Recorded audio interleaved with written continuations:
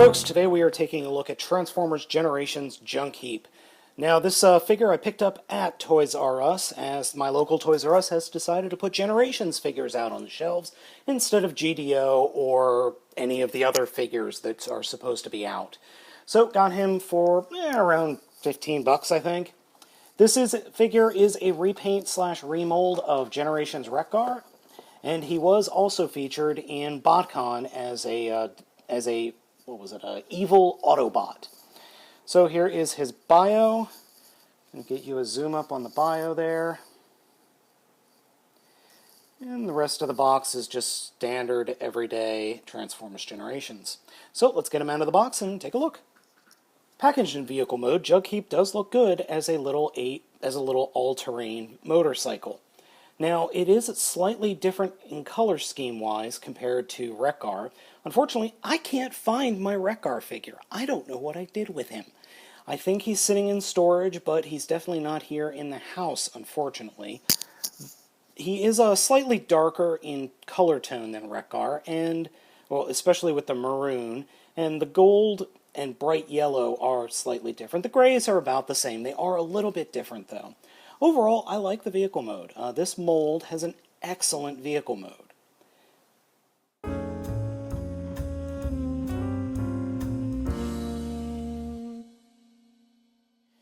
I will be the first to tell you that the transformation for this mold is a little bit of a pain, but once you get it down, it becomes much easier. First thing we're going to do is fold up the kickstand, turn the figure around, and then grab the exhaust pipe and wiggle that out to disconnect it from inside the wheel and inside the axle. So this will fold out and then fold it out again to form a nice big axe weapon. And we've got the little 3mm clip here. Very, very cool. So we'll put that off to the side and then get with the transformation. So we'll want to turn it, or take the back wheel and have the back wheel in your right hand and the front wheel in your left hand. Unpeg the back wheel chain assembly from the middle of the bottom and then fold that up. Then what we're going to do is just turn the figure over and wiggle this whole section, the whole front section, off of the wheel in the triple tree, or in the trees.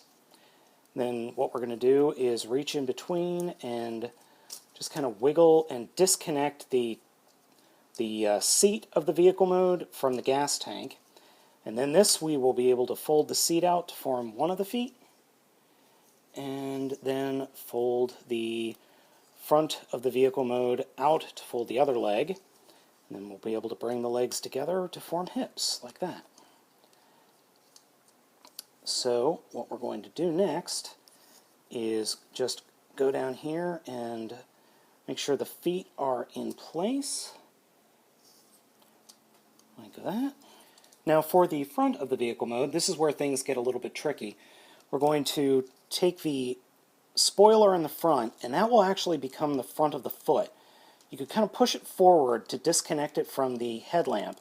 Then you can take the headlamp and fold that all the way up, and it will auto-morph on you.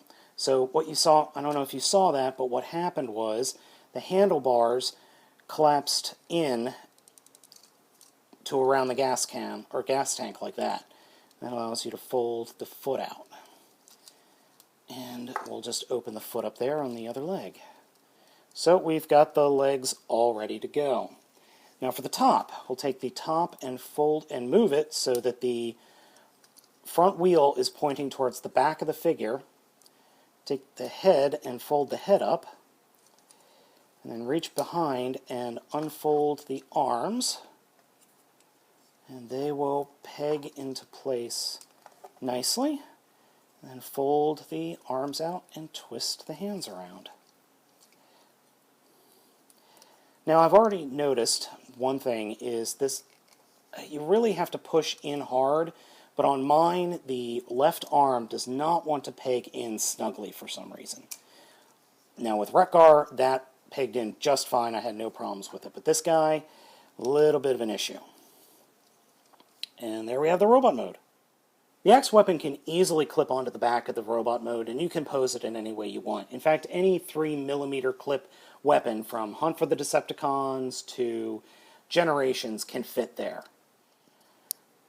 Posability for the robot mode is pretty good. We've got head articulation, which is on a ball joint. Shoulders are on a limited ball joint with a swivel underneath. Then a good well over 90-degree bend at the elbows, and the wrists do rotate. Hips, ball joint at the hip, well, actually, a hinge joint at the hip, and then a swivel connected, then a swivel underneath that, and both knees can bend plenty. Then the feet, there are a little bit of limited articulation in each foot, but the reason it's limited is just because of the location of the ball joints. The robot mode is very good looking, and I like it. It's not perfect, but it works, and it works in that nice, weird, quirky Junkion way. Now, as you may remember, I did not care for the wreck-gar figure, and to be honest, I can't remember why. This figure looks fine. Yes, it is a little bit weird with both wheels hanging off one side of the figure, but if I remember correctly, the original G1 figure was like that. My biggest detraction from this figure, liking this figure, is this shoulder. It just will not peg into place and stay. I don't know why. I guess the peg just isn't quite right, but you can get around that as long as you don't fiddle too much with it. Like I said, overall, the robot mode looks really good.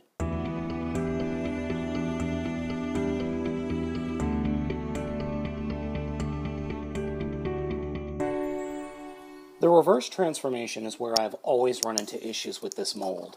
And it's not just wreck-gar. I've played with a couple of other wreck-gars, and I've always run into problems with it. So I'm going to try and do it correctly on camera. We'll start by turning the wrists around and folding the arms up like that, and then folding them back. And I believe they folded up like this. Or maybe not.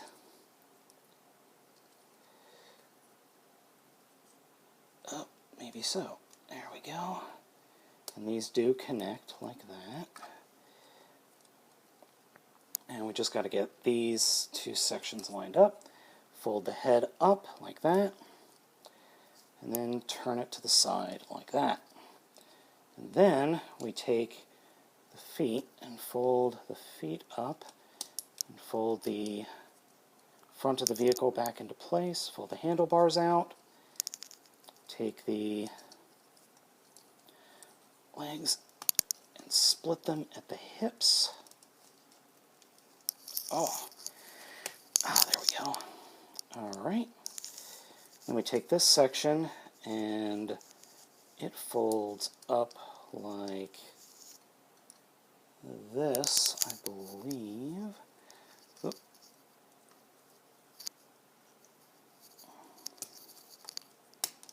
That. Fold out the license plate, and then this section folds, those two go there, this whole section collapses in like that, and this goes back onto the trees, and these two sections, and this is where I always have problems. These two sections are supposed to marry, but I can never get them quite right. There we go. And that is supposed to go over like that, I think. Yeah, you see, this is where I always screw up. I always screw up right here. Alright, I think I got it, but it still doesn't look right to me. Anyway, so one of the things that I did wrong was this ball joint. As you can see, the curved part of the ball, or this joint, the curved part is pointing out, where I had it turned around 180 degrees, and then you just kind of have to work everything else into place. The last thing I'd have to do is attach the smokestack chainsaw thing. So we will fold that up back into the way it's supposed to go, rotate the clip to the up-down position, and attach that back to the vehicle mode. And there we go. So, is this figure worth it? The transformation from robot mode to vehicle mode is a pain in the arse. I'm not going to lie, it is by far the most annoying thing about this figure. But otherwise, this figure looks good.